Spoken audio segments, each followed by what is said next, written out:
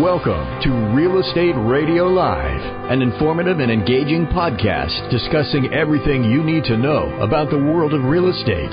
Your host, Mike D'Ambrosio, provides you with insight and guidance on how to buy, sell, finance, and invest in real estate and much, much more. And now, to guide you around the world of real estate, here's your host, Mike D'Ambrosio. Welcome into Real Estate Radio Live, the podcast series. I'm Mike D'Ambrosio, real estate professional, and your host alongside Mr. Joe Kuchera. I'm the head honcho here at Real Estate Radio Live. How you doing, Joe? Good. Always good to be with you. Yeah, good. Joe's on the Monday show today, and so this is going to be a two-part series this week, and we're going to be talking about the biggest threats facing real estate. And it's just a lot of information on this topic and what's going on around the country, so we thought, why not do it 2 days in a row? And we have a lot to get to. So before we get to that, you can download our podcast on iTunes, Stitcher, or you can go to reradiolive.com, and you can get our app, the RE Radio Live app, in the iTunes store. And also, please don't forget to follow the show within your podcast app and rate the show. We'd love to get your reviews and feedback and all of that good stuff. And for all things real estate, don't hesitate to reach out.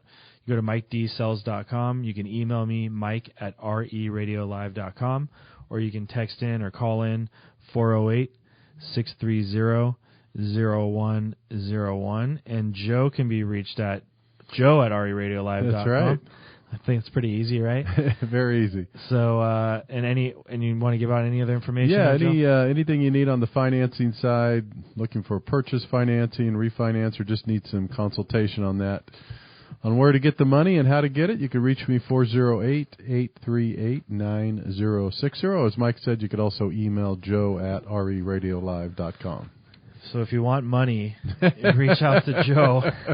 And I want to give a huge shout-out to our sponsors, Starburst Construction, Taps Termite. And again, so we got a lot to get to, the biggest threats facing real estate, Part 1. And we're going to make sure you tune in tomorrow for Part 2 on Joe's show. So good stuff here. So, I mean, there's a lot to get into it. I mean, we have top 10 lists, and we have all sorts of stuff. I mean, there's more than 10 things going on with real estate, so we have a lot to get to. But, you know, why don't we start with, and you and I have talked a lot about this just off air and through our general conversation. I think the biggest threat is technology, just to get started with that. Yeah. And I know you've done a lot of research on it, and so let's start there, because I think obviously most people that are listening to the show are listening on technology. Yeah. They're listening on their iPhones, and they're podcasting and all this, and Stitchering and all the whatever else the heck it's called. Probably not the radio, right? Probably not the radio. No, they're not listening on their clock. Yeah, their clock radio at home. So let's talk about technology, because it's affected other big industries, the cab industry with Uber. Why is that the only one I can think of right now? Well, there's all sorts of other, I think it's just disruptive technologies, right? Well, I think it's because Delivery, the one that's the biggest, the most obvious, and I think it's also the one that a lot of people, Mike, didn't see coming. And like all this stuff, it takes a while. And you and I will break this down. We'll just preface, and that everybody understands that technology is going to affect every aspect of our life. Yeah. Eventually. And we're talking about, I just realized that Amazon Prime's of the world, and the delivery services and all sorts of different things, cars, self-driving cars, electric car. I mean, we're talking technology all throughout the world. Well, and one of the biggest things that I just, again, read the other day, that I think in 2020 or 2021, Mike, they said that 25 or 30% of the malls that exist today in the United States will no longer exist. Yeah. So I think that's part of technology too, is that what that tells most of us is that more and more people are going online for their transactions, for their purchases, for a lot of different services. So those are going to be changing. The one that's going to be one of our other main, after we talk about technology, is the retail disruption. I will talk about that, because that affects real estate. Retail space is real estate. That's a good point. So, but yeah, back on the technology, so go ahead. Yeah, it really is. And the thing that we want to set the stage with is that there are some things that are going to take a little bit longer. There's some industries that, let's face it, the one thing that most people know, Mike, that have done these transactions before, been part of it, whether you're a consumer or an agent or in the lending side, is that it is a lot different buying and selling a home, facilitating that transaction than it is, let's face it, buying and selling a book on Amazon or jumping into an Uber vehicle. Yeah. So we're not naive, or I don't think people need to understand that it's not going to be that simple, at least out of the gate. Talk about the types of technology that are going to be changing the real estate industry, I think, or at least that people should have their eyes open to and understand what that's going to mean. I mean, the obvious one I think we should start with, Mike, is, if you look back, we've talked about this before, and most people that have been, if you just think back, what was maybe 7-8 years ago when the majority of information still had to be, received, you had to really engage with the real estate agent to find out about schools and I don't know, the Zillow. So I get the biggest one, maybe I think to kind of set the stage, is Zillow's the one everybody knows about, and then we can move on from there. And some people would say, well, how did that change? Well, how that changed everything is now there's a massive amount of data and information online that people could access. And by the way, it's not just Zillow. Yeah. And so more educated buyers, sellers, and quite frankly, when we talk about real estate, I always talk about the transaction. So how does it affect real estate? How does it affect lending? How does it affect title and escrow?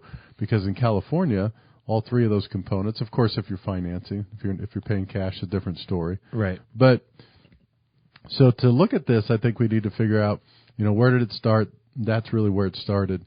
People get their information online, Zillow, places like that, which is going to allow them to become a more educated, consumer for these things.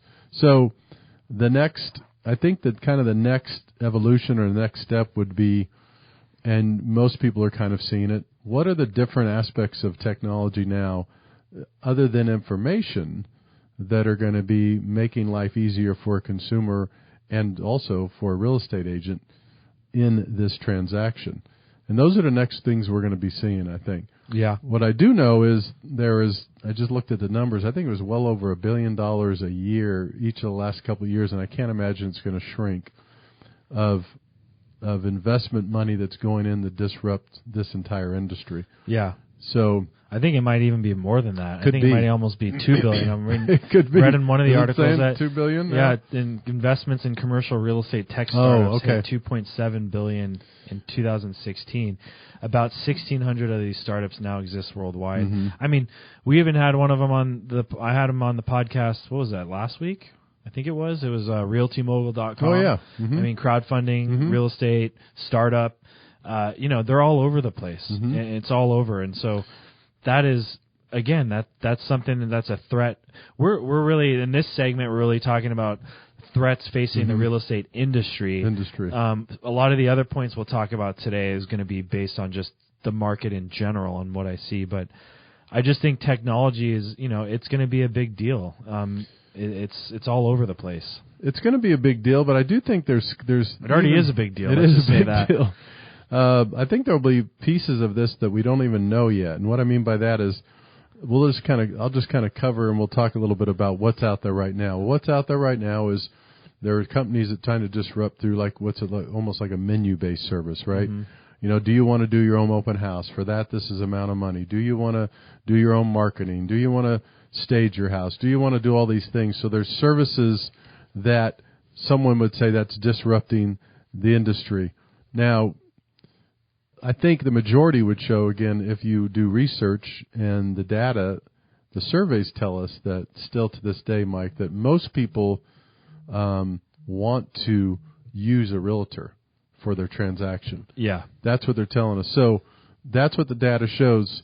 So these menu-based services, although, again, there could be an aspect of, I don't know, the percentage, 1-2% eventually people that don't mind doing that. They could take advantage of those type of services. The other thing you see now is places like Open Door and OfferPad and a couple others that are now saying, well, heck, you not only don't even need a real estate agent, but you don't need a lender, you don't need title and escrow. We're just going to pay cash for this thing. Right. And giving you a loan. We're going to, yeah, they are. And that's the other thing we want to talk about. And what I would do is encourage people to do your own research. The beautiful part about online services, I mean, you could find this information. So those type of transactions, in my opinion, are going to be probably a lot more popular in areas that maybe the average sales price is, $150,000 to $200,000. There's a reason why Zillow, there's a reason why OfferPad, there's a reason why Open Door all started these in markets like Florida, Nevada, places like that, Las Vegas. Yeah. It's because it's saturated with a lot of investment stuff. Right. And they could still get lower price stuff. There's a lot of inventory, and there's a lot of places to build still. Yeah, we don't have that here. So let's finish up more on the technology front. Joe Kuchera is joining me on Monday. We're talking the biggest threats facing real estate. We got a whole lot more to get to. This is part one of a two-part series that we'll be finishing up tomorrow. Tune in on the other side of the break. I'm Mike D'Ambrosio. We'll be right back. For more information on today's program, visit RERadiolive.com. That's RERadiolive.com.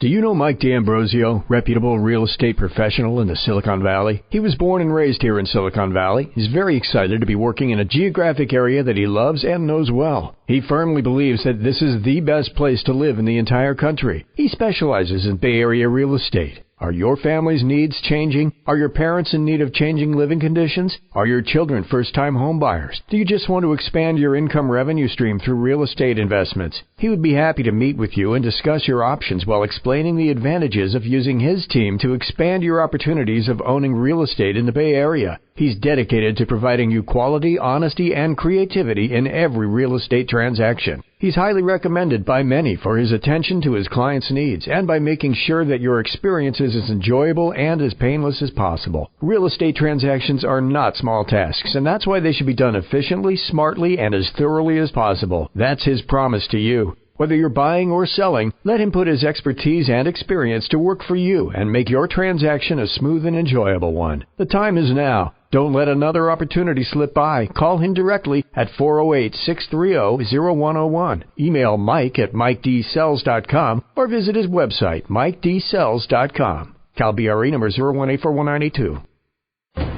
Welcome back to Real Estate Radio Live. For more information on today's topic or guests, just visit RERadiolive.com. That's RERadiolive.com. Again, your host for today's edition of Real Estate Radio Live, Mike D'Ambrosio. Welcome back into Real Estate Radio Live, the podcast series. Mike D'Ambrosio here, sitting alongside Joe Kuchera, and we were having a good time talking about, great time always talking about threatening things, right? Talking about the biggest threats facing real estate. This is part one of a two-part series. And so, Joe, we talk mainly a lot about technology on the first segment, and let's wrap any of that up. Yeah. I mean, I know we've both done a lot of research on this and looked at a lot of different companies, and so anything else that you wanted to... Just in general to summarize, Mike, the thing to understand is that technology will, in fact, affect all of our industries. It will affect the real estate industry. We don't know to a certain extent, right? But what we do know is that there's a lot of money being poured in. And so Mike and I will keep everybody posted along the way when new things develop, when they come up. I would also, though, just be sure that you understand the last thing I guess I would say is when technology comes out in an industry like this, it will definitely have a different effect in different markets. That's the last thing, I think I want to find out. And what I mean by that is, as we just discussed, if an exciting technology comes out, it could be very exciting in a place like Arizona, Nevada, or Florida, where in a place like we are in Silicon Valley, it may not exist or it may not work. Yeah. So there's going to be a lot of trial and error stuff. There's going to be a lot of testing. There already has. So I would just say keep your eyes open and your ears, and the best place to get information is this podcast. As a matter of fact, there you go. The best place. Nice to get plug. So yeah, I think it's interesting you say that. You're basically basing that off of price point and the magnitude of a transaction here, as opposed to other parts of the country. Yep. to me, living in the real estate world every day and seeing what we do, what I go through, and what I cry myself to sleep to, and no, I'm just kidding. But what I go through and what other agents go through and what I help them through, I just don't know. I don't know how buyers and sellers could complete a transaction successfully without an agent. I would agree. As we sit here right now, I think there's going to be technology that will help facilitate. Yeah. Right? Yeah. But I would agree with you. As we sit here today, and both of us could be wrong 10 years from now, right? Something may change. Maybe robots with no feelings. Yeah, exactly. That would be good. Robots with no emotions. Residential real estate's emotional, so we'll see. We'll see. But yeah, I think that's just what I see us going through every day, and what we. Yeah. I don't want to say put up with, but we're a part of our job. I mean, some of our jobs practically being a therapist sometimes. Mm-hmm. Same thing in lending. Yeah. I mean, a lot of times. So anyways, it'll be interesting to see how all of that unfolds over the coming years. And so speaking of that, we're talking disruption. Along those lines, really, is the next point is retail disruption. Wow. Yeah. I think this is something not to take lightly. I'm a part of our Antero commercial group, and so it's a part of it. We're a nice group of really good quality commercial agents, and retail is really, because of all the disruption in retail with they call it the Amazon effect. And so one of the reasons why retail is going downhill and a lot of industrial and warehouses are going up, because companies like Amazon and fulfillment companies need places to store and deliver these products. Mm-hmm. So retail is, in my opinion, especially when I work more in the development space, when I'm talking to developers that are trying to build infill projects or, rezone projects, they're trying to get away from putting retail in. Yeah. Because it's dying, based on the internet. It's an interesting dynamic, isn't it? Because it's funny, you look at, we just talked about a little bit off the podcast, that if you understand the direction a lot of retail and as it goes to retail malls, a lot of closing going on there. We've heard about Macy's, Sears, the rest of them actually closing a lot of stores, which will free up a lot of that type of space. But then what's interesting is what you just mentioned. You have Amazon, who just bought Whole Foods for basically their distribution centers and to get in the foods and the delivery too, but they'll probably start using a lot of those locations. But now they do need these centers. So does that mean you might see an uptick in retail space as it relates to warehouse stuff versus the kind of traditional consumer walk-in retail, right? Potentially. That's a good point. I think you probably will, and I think that all of you out there listening that own industrial or warehousing and whatnot, you're probably sitting on a good little asset right now. Well, because that's where when you listen to them, Mike, you have the little, when they do their little, I don't know what they call them, their charts, their market. They show the drones landing on the ceilings, coming through the roof of these commercial buildings. Scary, isn't it? That's probably not going to take place in like in a mall setting. No. But I could see that. You have a 50, 60,000 square foot warehouse where someone like Amazon or one of these others has this space where you could do all this. And let's face it, that's going to be warehouse space is cheaper. It is. And I mean, you drive out to the Central Valley right now, like in Tracy and Manteca. There are these massive distribution centers off the freeway. It's like you thought an IKEA distribution center was big. Look at these Amazon warehouses. It's crazy. So anyways, that's really the next point to all this is the retail disruption and what's going to happen to retail in the coming years. What are going to happen to these malls that are going to be, maybe becoming more empty as time goes on? It's going to be interesting to see how the mall developers deal with that. I don't know. How will when it comes to retail, it's easier to maybe, so if we know that a lot of this retail is going to be, shutting down, reducing, you see a lot of this space, how does that directly or indirectly affect the residential side, or does it? Does it, if I'm a homeowner in an area, Mike, does the Oak Ridge Mall shutting down, or, the mall over there, what's the other one in San Jose here? Westgate, and there's a couple others.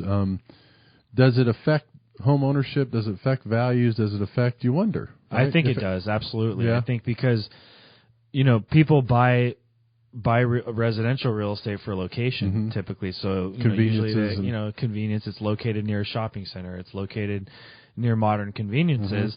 So if you got a house near a strip center that's a third full or 2/3 empty, that might not be a very good selling point for the house.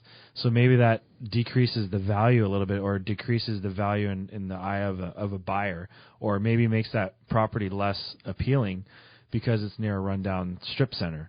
So I think it does ultimately will affect the value in that sense. Yeah. But there might be that the future says that as long as you're close to a Whole Foods, you'll have everything. Yeah, you will.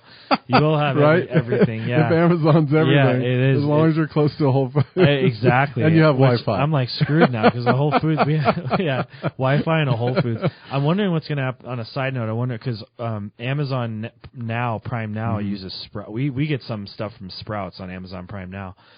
So I'm wondering what's going to happen to that. Is their relationship going to end with Sprouts, and now it's all going to be Whole Foods, and then how are they going to make Whole Foods affordable? Because Amazon's whole thing is affordability, and we all know that Whole Foods is not that. So it's going to be interesting to see how Whole Paycheck changes maybe they change their pricing model. I don't know.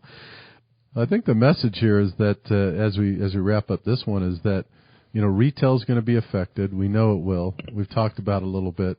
And even more reason to really keep an eye on things in general. If you're buying real estate, you're selling real estate. Quite frankly, this also depends on if you're in the market for investment property, and where do you buy that? Where are the different areas to locate? The long and the short of this is that technology, as we talk about the biggest threats that are facing real estate, this is part of it, and we'll just continue talking about this stuff. And in respect to this, retail is definitely going to be affected. Absolutely. So let's say we only got less than a minute. So basically, on the next segment, on the next part 2, we talk about we haven't really gotten into politics much, global uncertainty, infrastructure. Here's some things that we're going to touch on the next show, and I'll be back on with Joe for biggest threats facing real estate part 2. Tomorrow. And for all things real estate, you can always reach out you can go to my website, MikeDsells.com, or you can email me, Mike@RERadiolive.com. And Joe, you can email at Joe@RERadiolive.com. And you can also contact me, 408-838-9060. All right, Joe, thanks for coming on. You're welcome. And stick around for part 2 tomorrow. Take care. You've been listening to Real Estate Radio Live. For more information on today's program, visit RERadiolive.com. That's RERadiolive.com. Subscribe to our podcast. Discover more at RERadiolive.com.